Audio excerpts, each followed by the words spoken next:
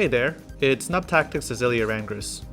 I wanted to share my thoughts on the changes to Black Mage in PvP as they got dramatically buffed. To be honest, I was planning on releasing a video wherein I complained in detail about how terrible Black Mage was in PvP because of how underpowered and committal their rotation was, but I became fairly busy and also have just been playing other games in my spare time. It was going to be a sort of meme video with some gags and stuff along with some nuggets of truth here and there. But then, this happened. And yeah, I know there was also an announcement that they made saying the developers thought they went too far with the patch changes, and that they will revert a portion, if not all, the changes made to Black Mage. But I still want to talk about the changes, the weight of their impact, and how I feel about them and Black Mage and PvP in general. So for those of you who do not play the class, Black Mage's basic rotation is essentially a 1-2-3 combo, but it's skinned as an Astral Fire Umbral Ice sort of sequence. Essentially, as you cast consecutive fires and blizzards, you get gradually stronger versions of the spell. The third version of each respectively deals area of effect damage. All fire and blizzard spells also apply a stacking debuff to the opponent, which you can cash in on with Super Flare as an off-global to deal a good chunk of extra damage, as well as either apply a burn or a CC, depending on whether you were casting the fire spells or the blizzard spells.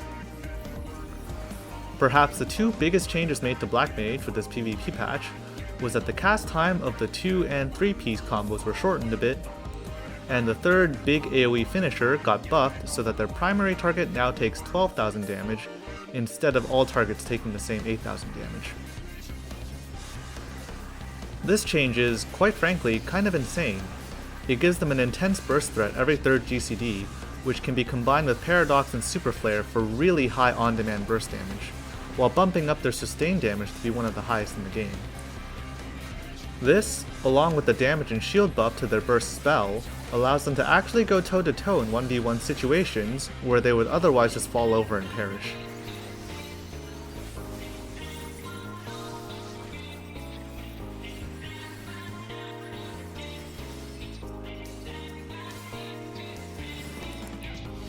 Black Mage's burst combo, which used to deal a minimum of 37k damage, now deals 45k damage, plus 8,000 with Nightwing, with the buffs to both the 3 combo and the burst buff. This is an over 20% damage increase, which can now deal nearly 80% of a non-tank's health, and is hard to see coming due to Black Mage being ranged. To put this in perspective, Red Mage's combo does a ton more raw damage, but because you can see the moment the Red Mage dashes into you, you can press guard on reaction and actually mitigate a ton of that burst when you see it. This is a lot harder against Black Mage because they can just touch you with 2 spells, and suddenly once they press Super Flare, you're frozen.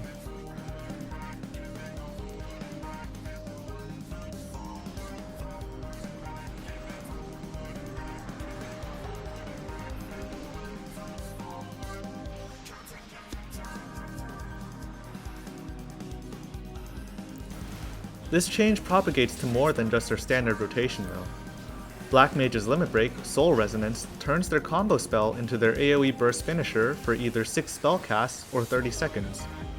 This means that for 6 GCDs, along with the Polyglot stack, they get 7 massive single target nukes that happen to also deal some splash damage.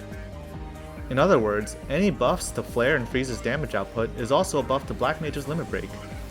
And since those 2 spells got buffed big time, Black Mage's damage threat in LB is now that much more threatening. So how do I feel about these changes? Well, I think the change to Flare and Freeze was a good idea. Buffing both Black Mage's combo and their Limit Break in one stroke was very clever, but it was definitely a little bit overbuffed, I think. If the single target damage was reduced back down to maybe 10,000, I think this change would be a lot more balanced. Or even if they kept Flare at 12k and reduced Freeze to 10k, to distinguish between the bursty aspect and the CC aspect. The charges on Paradox is also a much appreciated change, as it makes Black Mage a little bit more mobile while giving them more opportunities to deal burst damage when it's actually needed. The Nightwing buff is also very strong, while also giving opponents more visual clarity as to when they're half asleep because now they're actually slowed by it. These changes that I just finished talking about, I think are all great changes. even if they might need a bit of number adjustment here and there. Most of the other changes, however, I think are a bit misguided. Burst got a damage and shield increase, but it doesn't change the fundamental issue of it being very difficult to use. Its cast time is so slow that it basically requires you to combo it out of ethereal manipulation. The shortened cast time to combos 2 and 3 are also not bad, but I feel like it simplifies Black Mage in the wrong way, making their GCD mobility a little bit too easy. I feel similarly about the mitigation buff to Black Mage's Limit Break. They are a class intended to be played as a glass cannon that enemies want to take down first, so I see no reason to also reward Black Mage with a defensive buff for entering a state that opponents specifically want to stop by focusing Black Mage down. Black Mage's current weaknesses, or the weaknesses that I think they should have, is for them to have low micromobility and relatively low self-mitigation.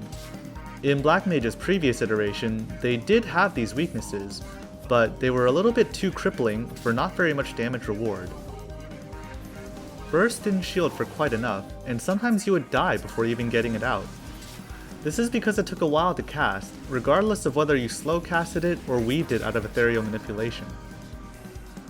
On top of this, for some ridiculous reason, casting ethereal manipulation without a target causes you to do the dash animation, rooting yourself in place and preventing yourself from moving.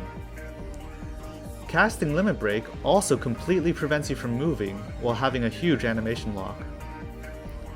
I'm not too bothered by the animation lock preventing casts, but in a game mode like Crystalline Conflict where positioning is very important, and several seconds can mean the difference between contesting the point in time or losing, it's a little bit ridiculous that you cannot move while activating Soul Resonance. Not being able to move during this LB means that if you want to contest the payload as fast as possible while also activating LB, you have to dash into enemy lines first, activate LB, and then pray that you don't die or get CC locked before you can act again. Even if you would consider this weakness relatively balanced, I personally feel that the movement lock of ethereal manipulation and Soul Resonance makes Black Mage feel extremely clunky to play. Enix ended up balancing this by making Black Mage deal a ton more damage to make up for these weaknesses, but personally I would have rather had it that Black Mage had a bit more mobility when using these specific abilities instead. So what exactly would I change for Black Mage? Well, the first thing I would do is immediately revert the change to the 2-3 combo cast times back to 1.92 seconds. Their opportunities for micro repositioning should be a valuable resource that has to be carefully managed. I would also nerf the damage of their third combo to only deal 10,000 damage for the primary target, and remove or significantly nerf the mitigation bonus for Apocatastasis when Black Mage uses their LB. I don't really like the current iteration of Burst. If it were up to me, I would keep the shield the same, but massively reduce the damage dealt and make it an OGCD instead. Currently, it's very unwieldy to have to commit 2 abilities to get your defensive ability out quickly. However, I can also see the argument that making Burst an OGCD might make it a bit overpowered, even if the damage got nerfed to the ground or removed, so I'm not too sure about this change. I guess if you wanted to keep it the same, that would be fine too. The last and most important changes I'd like to make would be to add a swift cast action that doesn't root yourself with charges that are shared with ethereal manipulation, as well as to allow the player to move while casting their Limit Break. They would still be prevented from casting additional actions until their Limit Break animation ends, they would just be able to move during it. These are the rare moments of micromobility that I think that Black Mage should receive and be able to optimize for. I also think that adding these extra bits of mobility will make Black Mage feel much less clunky to play in general. Black Mage currently has a lot of macro mobility in the form of ethereal manipulation, but often it can only be used to have them get far away from the fight, or right in the thick of danger, painting a target on their back. It's not very conducive to Black Mage's ideal game plan of finding the optimal position to attack from, and basically throwing spells like a turret at an ideal mid-screen distance away. And I think my proposed changes for Swift Cast and Limit Break would very much help with that. That's about it for this video. Ultimately, I think the current Black Mage is very strong, if not a bit overpowered. but they still don't feel super smooth to play due to specific abilities being very difficult to use. Hopefully, when Enix rebalances Black Mage, they'll give them a bit more mobility in the places that matter. Or not. I guess we'll just have to wait and see. Until next time, thanks for watching!